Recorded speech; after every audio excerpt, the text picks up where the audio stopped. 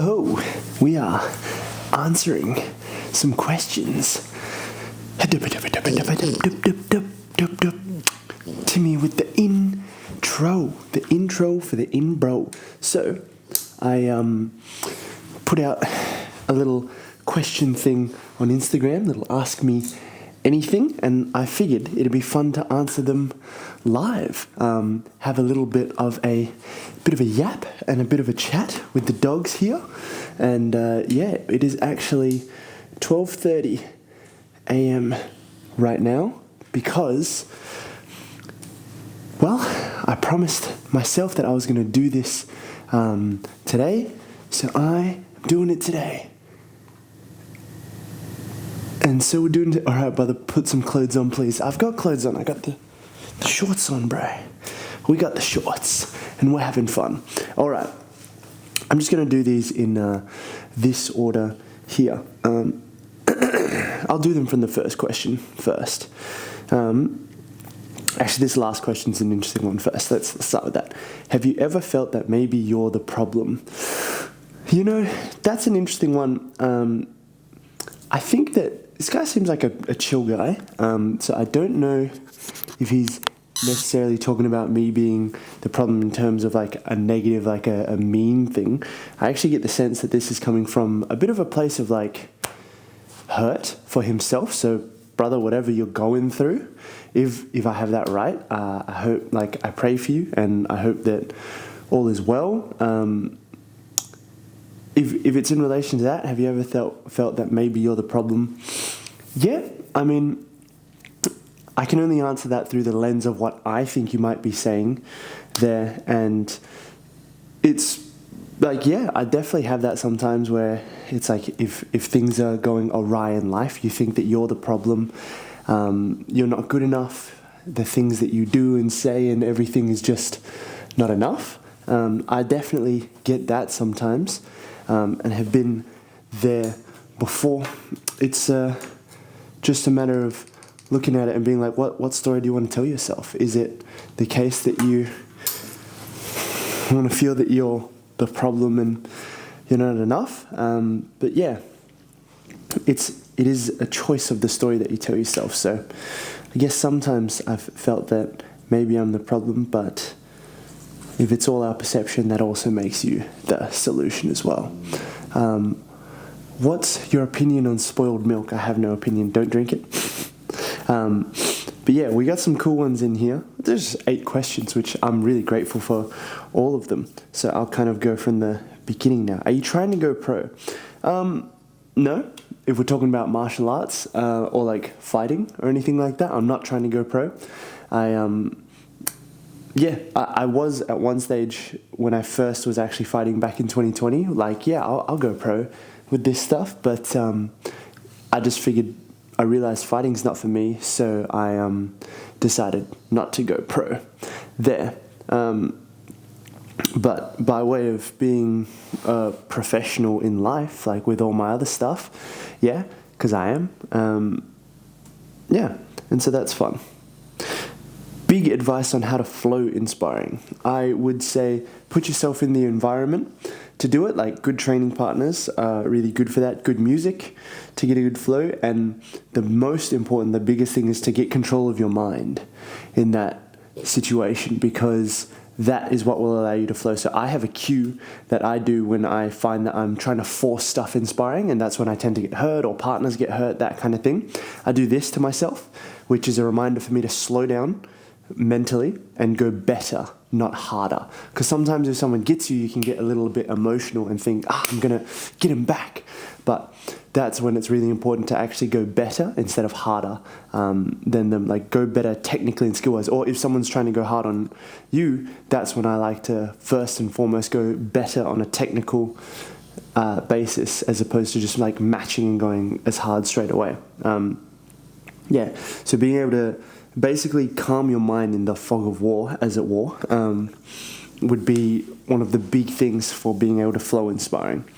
Yeah, and this next question feeds into it. What kind of sparring gives the best improvement, technical or hard sparring? I'd say it's actually a mix. I'd say 90...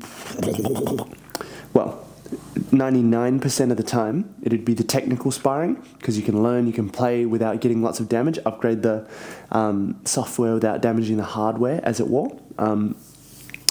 But there is a place for hard sparring. And when I say technical, I don't mean like not touching. I actually mean like it's quite high paced and like decent contact, but just not belting each other in the head very hard. So I do think you kind of need both, especially for like fight prep and also for like, well, it depends on how frequently you're fighting, or if you fight at all. Because for me, I don't fight, so I like to spar hard sometimes, but I like hard technical sparring. I don't really like getting into fights in the gym. I prefer technical sparring, and then you can actually go quite hard within that if you're smart about it. You won't really be hurting each other. So, for instance, like like a general rule of thumb that I follow with sparring is like you can go hard to the body and the legs. That's fair game, and then you just go like soft to the head, like maybe touching or like slight pushes. It depends on the kind of opponent or partner that you're sparring with, rather. And you want to look after your training partners, so it depends on their level there. So I think that's the best kind of sparring for me, is like flowy technical sparring a lot of the time, but still like with the stakes of like, that's right, like if that shot hit me, that could have put me out. And then sometimes going hard, because it's good to know what it feels like, but hard in general, I'm like fine with hard to the legs and body and all that, because that stuff recuperates, whereas your brain doesn't really. So yeah, there's that. Do I have a fighter diet program? Yes. I don't have I don't do meal plans or anything like that specifically. Actually, I have some stuff where it's like I have like meal plan templates that you can use for my clients, and then with diet stuff, I give diet recommendations and that according to the goals. I prefer to teach the principles. This is just my style, like teach the principles, give guidelines, and then you understand how to adjust the stuff for yourself so that you know how to do that. And it depends on if you're in camp or outside of camp. I mainly specialize in like out of camp stuff, but that's just me. Workout routine, this is the next question. Workout routine that complements Muay Thai. I would say it's less about the routine and more about making it fit according to your schedule. So if you can make your workout schedule fit for Muay Thai, that would be best. So it depends on how many days you're training, and even if you want to go more specific, what days you're training what for Muay Thai. If there's a clinch day, if there's a more sparring day, you can kind of center your workouts around that. Personally, when I was in my fight camps, I would do an upper-lower split. So like Monday, upper body, Tuesday, lower body, Wednesday, upper, and then I think Friday I would do lower again. Either that or Saturday I'll do lower body. That was my fight camp one. But I've had guys go on like 6-day splits before, like push-pull legs, push-pull legs. It really depends on what you can fit and adapt to, because some guys like weren't able to keep up with those programs, so I would adjust it from there. I think that's one of the biggest things in relation to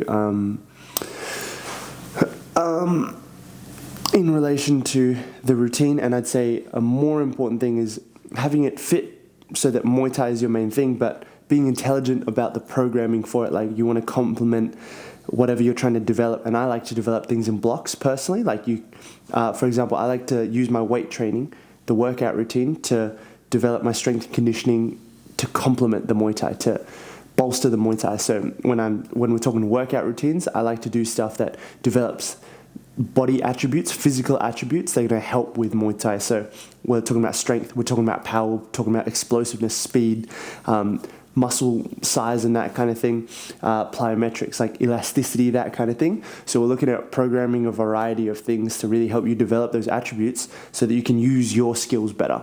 And that way we can adapt stuff around the skills that you have as well, which is one of my favorite things there. I'm going to answer a couple of these questions and then I'll come back to, we got some good questions there, but that's what I like to do. Actually, I'll answer this one from Ethan Don. What's your favorite exercise for cardio, running, biking, swimming, etc.? Because this kind of fits in with the strength and conditioning question that I just had. So for me, personally, right now, it's a bit of a mix. I'm really enjoying running right now. I run every morning. And it's just a nice way to wake up the body. So I'll run to the gym, do a little sauna session, prime, and like do some breath work and like start my day with like setting the intentions, and then I will run back home. So that's like a 4.5K run either way. And it's real nice just to get out there and get moving for that. I don't mind a swim, but I don't really like it for cardio. Honestly, it's just not my preferred form of cardio, but my absolute favorite, I would say, is sparring, because that's like cardio without doing cardio. So I like to do long sparring sessions. I haven't done them for a while, but like 1 or 2 hour sparring sessions, just like going and flowing. So good. Like honestly, one of my favorite ways, my favorite things for cardio, and that's different to potentially what like a fight specific cardio would look like for like Muay Thai and that. For example, when I was in fight camp for Muay Thai, I did more assault bike stuff. That was like my favorite one. Really good. It's like running, but without all the impact and that. And yeah. So let's look at these. Hey, my friend, I really like your style. I've been following you for a while. I think my style is similar to yours. Oh, cool. Thank you, man. I appreciate it. I appreciate that. Would love to see some of your style as well. Got some questions here. Turunga, in the Christian belief, it says you should love others. If we do this, does this apply to criminals who have committed horrible, unforgivable crimes, or Christians who haven't? What do you think? I don't quite understand the or Christians who haven't part, but it says you should love others. If we do this, apply to criminals. Yes, I believe that we should love all others. Even if we have those differences, because I think a really important thing for realizing your full potential as a person is understanding your capacity to do the same thing, given all things were the same. So, for example, like a lot of criminals, if we're talking about some real bad stuff, if you look at their background, their upbringing, or even like the genetics, the genetic predisposition to some of those things, if we can look at that and empathize and be like, you know what, if I was in the same situation, I can see how I would do the same thing, and that's how we can actually not do that stuff ourselves as well, is actually empathizing. Because if we look down on other people in those scenarios and like reject them, then it's like we are making ourselves superior to them, like we're better than our fellow man. And I don't believe that that's the case. Like I believe that there is still such thing as righteousness and what is fair, what is just. But I also believe that God always loves us, and God is the one who judges, not us. So it's not our role to judge in that way. So I think that it's an important thing to give everyone grace, because a big thing is like, if you really think about it, you'll be able to see yourself in them as well, or parts of yourself that you really don't want. So it's really important to acknowledge that side of things there. Wow, thanks for that. All gravy, Turunga. Thank you for the question, bro. Feel free to ask questions, guys, here. Luke says, hello, Squid Game fellow. How's your night going? My night's going very well, man. It's almost 1 a.m. right now, actually. So I'm doing this Q&A with some questions that were sent on the Instagram, from my Instagram story, and also some questions that are being sent now. And I'm just enjoying that. This is... I promised myself I was going to do this today. I knew that I was going to do this. Got a little sidetracked, or like just the normal path whilst doing the other things, but I was like, this will be done before going to bed. So yeah, and I think this is the last of these questions here. What was a major turning point or revelation in your life? This is from my guy Yuvi, cool guy. A major turning point or revelation in my life was coming to God, because I was not born or raised a Christian.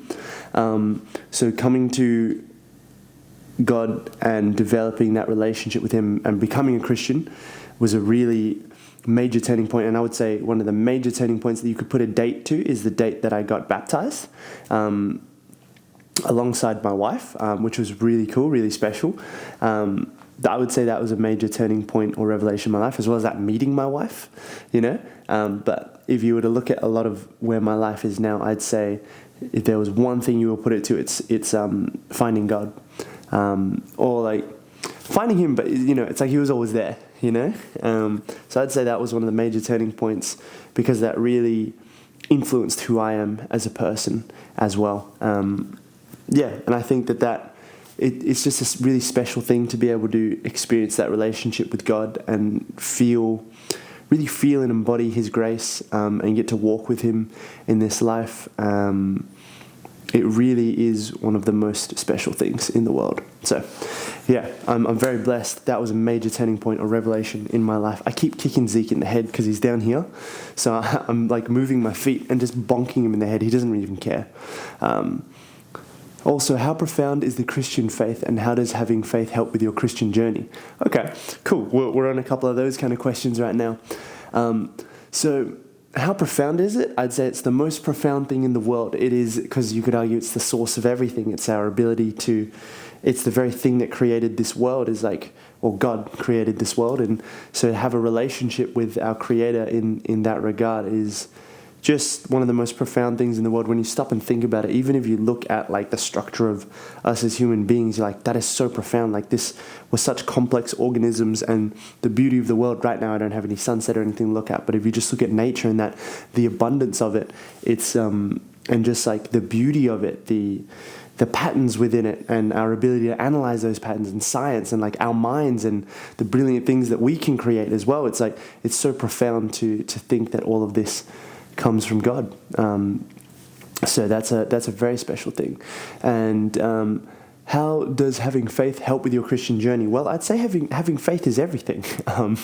Having faith is the very thing that allows you to have that relationship with God as well, because it's a beautiful thing. God gives us that free will to be able to choose, to have faith in Him, to believe in Him, to love Him, and have that relationship with Him. And I'd say that is immense, because it's like both faith and fear, I've been saying this one a lot recently, faith and fear are both belief in things that you can't see or you don't necessarily have evidence for. But I think with God, there is actually a lot of evidence in the world that points to God's existence and his like our ability to have a relationship with Him.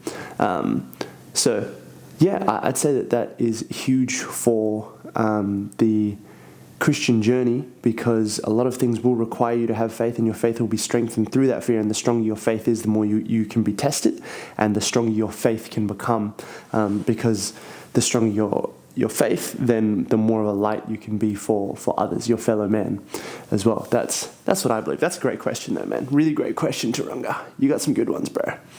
That's okay. Oh, okay, G, you from Perth? You look familiar. I am from Perth. I am from Perth indeed. Luke, excellent work spreading the gospel, bro. Have a restful night. Thank you, bro. Thank you. I appreciate that, man. It's it is good news indeed, bro. It is good news indeed. So always a blessing to be able to share that gospel. Yeah, have a restful night too, my friend, if you are off to sleep. That's amazing, Kaey-Lib. Thanks for the statement, Turunga. You're all gravy, bro. You're all gravy. It is fantastic to be able to share that with you. And I'll be sure to get back to everyone's messages and that later. It has been a stacked one today. But yeah, whereabouts in Perth? I am initially from Inaloo. Actually, that was my primary area. So like North Perth, a little bit north of Perth. Yeah. That's Inaloo, next to IKEA kind of area. That's where I was at. Cool. So those are the Instagram questions all answered, as well as some other ones. This is all the art of being man. This is a major part of the art of being man. So embody that, and it'll be all gravy, baby. Let's go.